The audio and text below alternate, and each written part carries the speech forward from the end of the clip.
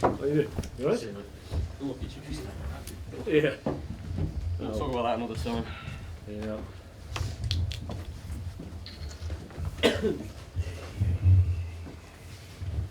Right. Grace, how are you? Alright, love you. Good back. Everybody ready? Happy, Bill? Yep. Are we leaving now? I mean, it's FA Cup, so does anybody else want to? Okay. Just do what I want. No takers. Go on, Rob, I'll do it afterwards. I'll ask you our general then, Mark, if that's alright, just to kick things off. Yeah, go ahead. Video technology. We've talked about it a lot. Renewed discussion after last night in the other semi-final with Raheem Sterling and the ball clearly going out.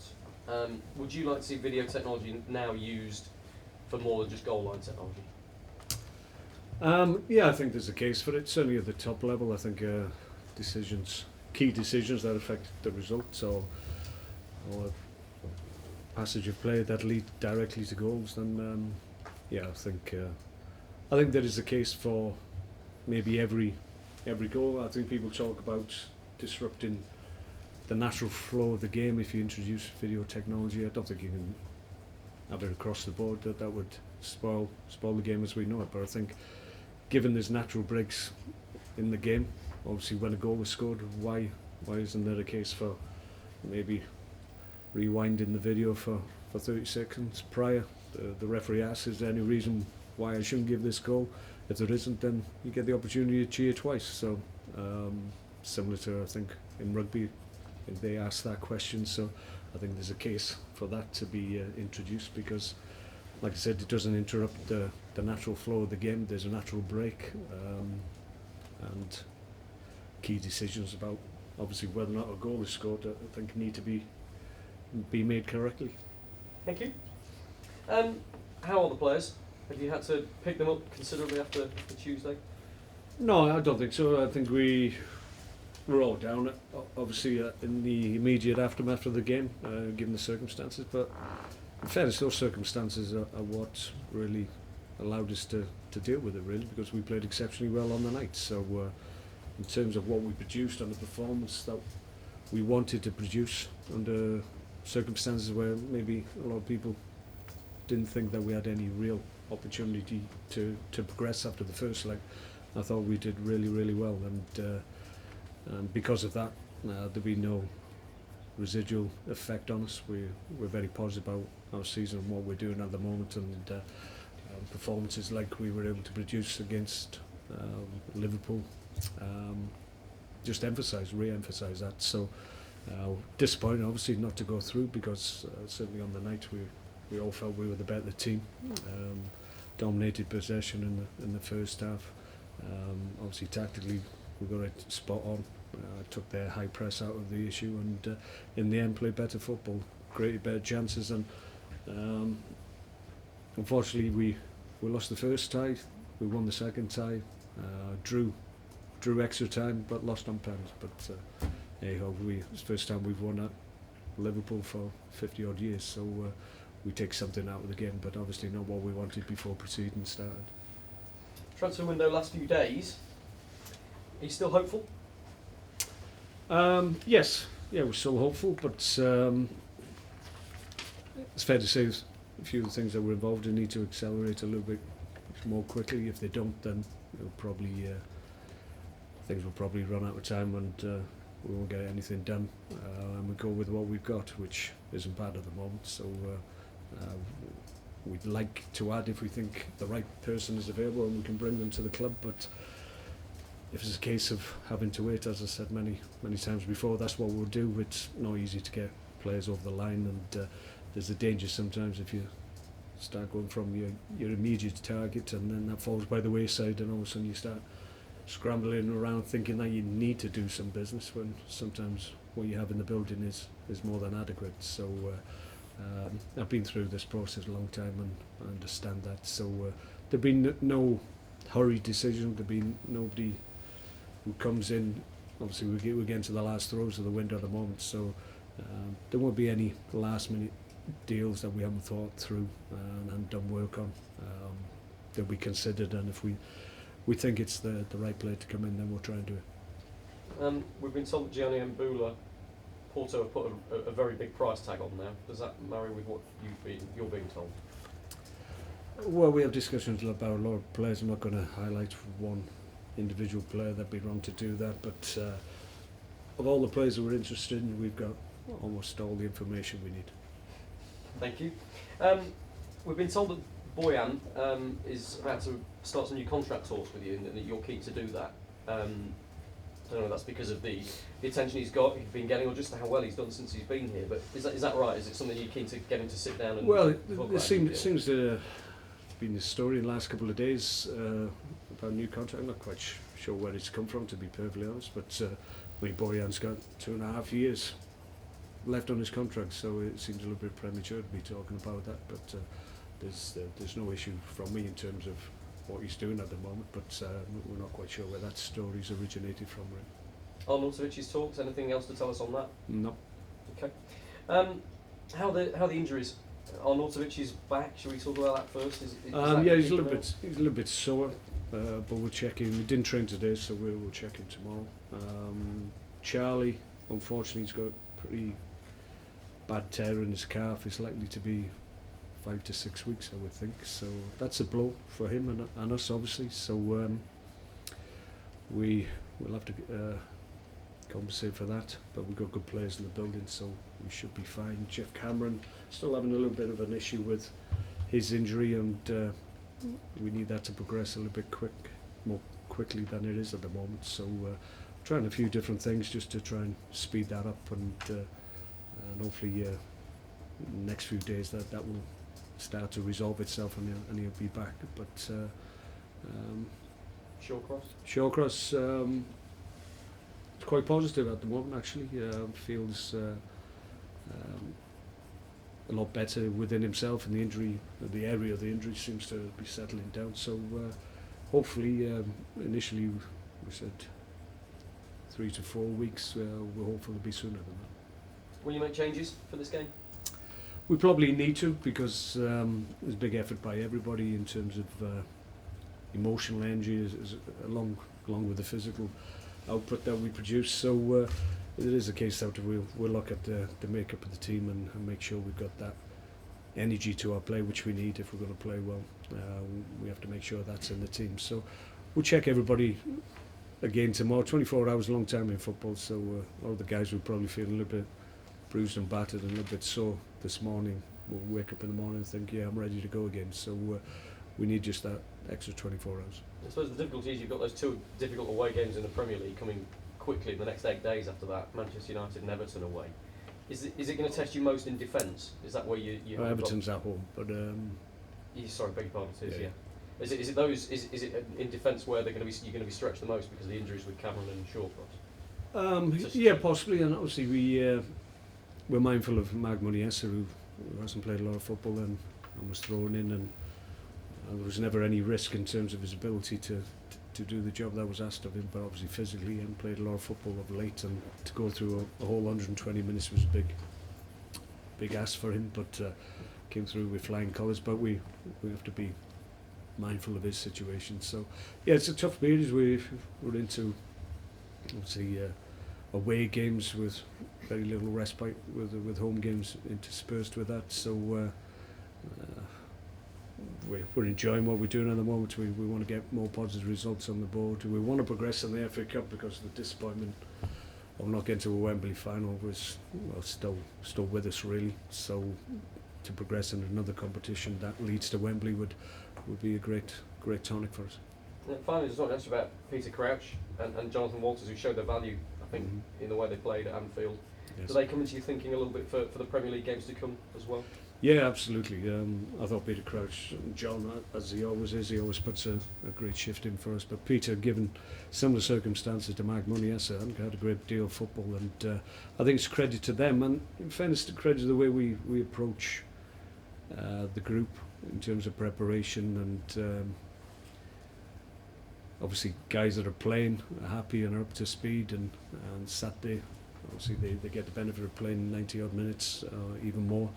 Come Monday morning, there's a group that hasn't played, so they need to do extra work and make sure they keep their levels up. And for the most part, certainly Peter has been involved in that group the Monday Club, as they call themselves, for most of the season, and it's credit to them and credit to Eddie, my coach, who takes them on a Monday. It's not easy. Sometimes guys are a little bit upset there they haven't been involved, but each and every one of them trains correctly, does the work that they know that they need, and that's why when they are called upon, like Sir Pete and Mark Muniesa can come in and play as well as they did, because they're at the right level, and that's credit to their professionalism. Come on, thank you.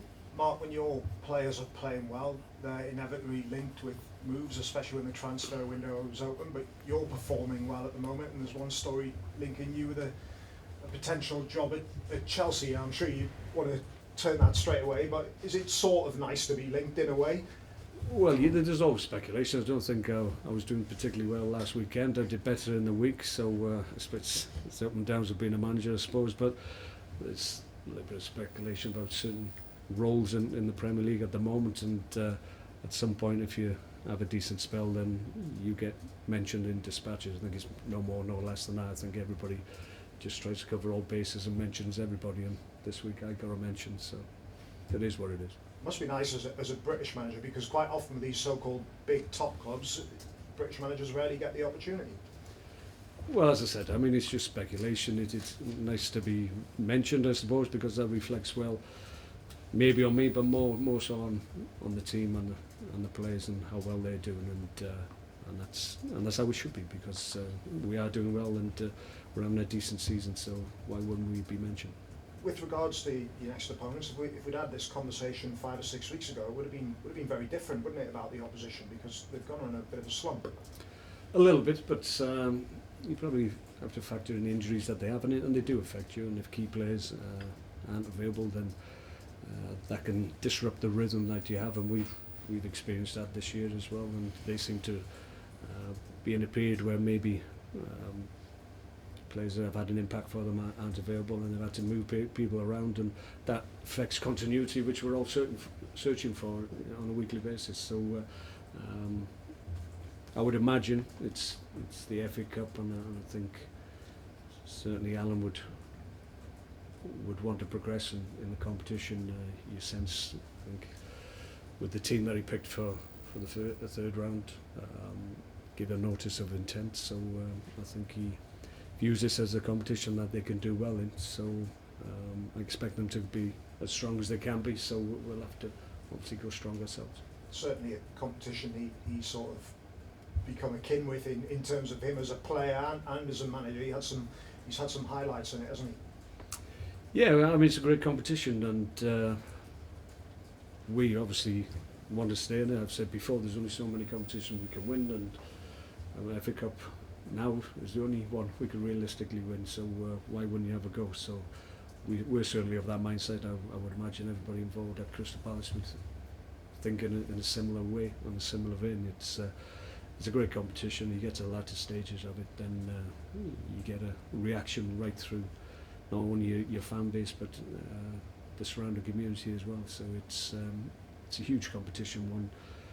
anybody would want to be involved in. It was a competition that was very good to me as a player, and obviously as a manager I'd love to have success in it. Just a final one for me, with your sort of managers union hat on, if you like.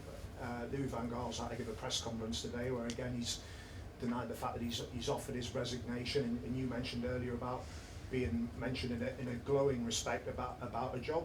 What's it like when you're in that position and people are constantly writing and saying you've been sacked or you've offered your resignation? There's no truth in it.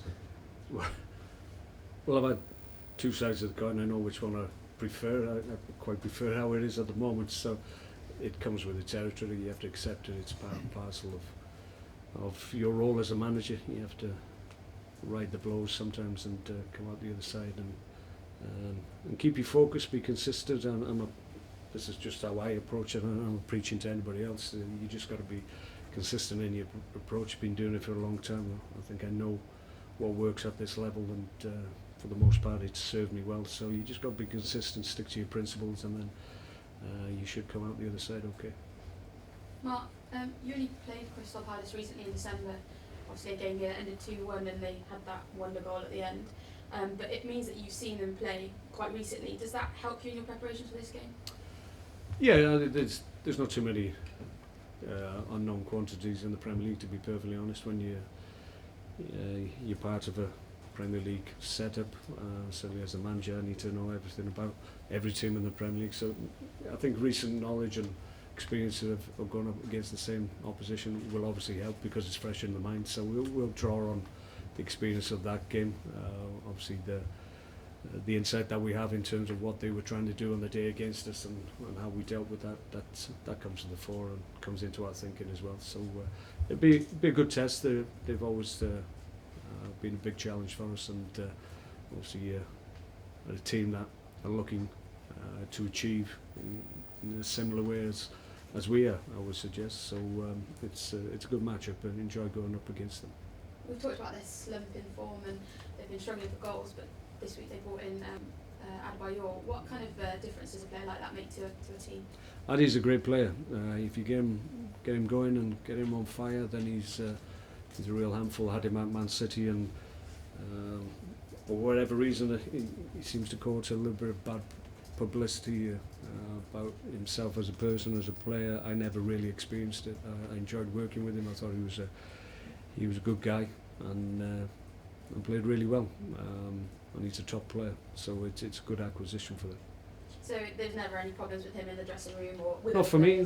No. I mean, he started off when he first came in the club like a house on fire. He was magnificent. He had a little bit of an issue with the FA, which took him out of the frame for 4 or 5 games, I think, for a misdemeanor. So that didn't help my cause, because a few games later, I think I was sacked. So I didn't get the best of it. Mark Stella's not an easy place to go to get a result in the FA Cup, but you've been there in the Cup with Man City and got a victory 2-0. I think it was about Carlos Tevez' first goal, in fact. Yes, yeah. I think he spun surprise on them that night by playing a fairly strong team, and they were expecting, including Adebayor, of course. You know.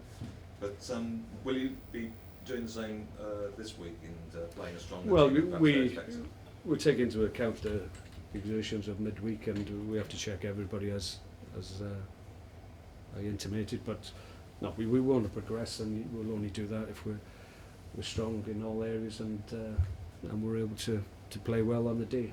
That's our intention. We're not going there with a young squad or young players and trying to use it as an exercise to help their development. It's about us as a senior group trying to develop as a whole. So we'll go as strong as we can. Stephen Ireland was playing that day. Will he be in contention? Yes, Stevie's involved. Obviously, guys are out with the action. Will want to be part of it. We've lost players. Obviously, Jeff Cameron not available. Charlie, I mentioned, is going to be out for a significant length of time. So these players, like Stevie, are always in my thoughts, but come into my thinking now as well. Mark, can I just ask you about the loan, to Sidwell's loan? Are you pleased that he's being able to go out and get some football? Yeah, I think we got to a point with City. I needed to be fair to City himself, and I disappointed in him for too long, really. There was never any, from my point of view, any issue with Steve. He's an outstanding player, great person as well, great guy around the place, and even though he didn't have too many opportunities, he always conducted himself in exactly the right manner, and was a complete professional in his time here. So I felt it was important for him that I acknowledged that, and that was the debt really that we needed to pay and allow him to go. We could have been selfish, and most managers are, and probably I myself on occasions, where you just try and keep people in the building just in case. But I felt, in terms of City, I needed to be fair to him and allow him to go. We've spoken about the exit disappointment from Tuesday night, and also some of these stories that have been played linking you with other clubs. Is it fair to say, despite all that sort of thing, that you're absolutely happy where you are at the moment? You're fully focused on Stoke? We're fully focused here. We're enjoying what we're doing. It's a good time to be at Stoke. Everybody feels that we're going in the right direction and building something. So I'm very happy. Thanks, folks. Okay. No problem. Mark, when you said you need to ride the bull and come out the other side, was there a word missing from that sentence, just after bull? We noticed. Say the other word.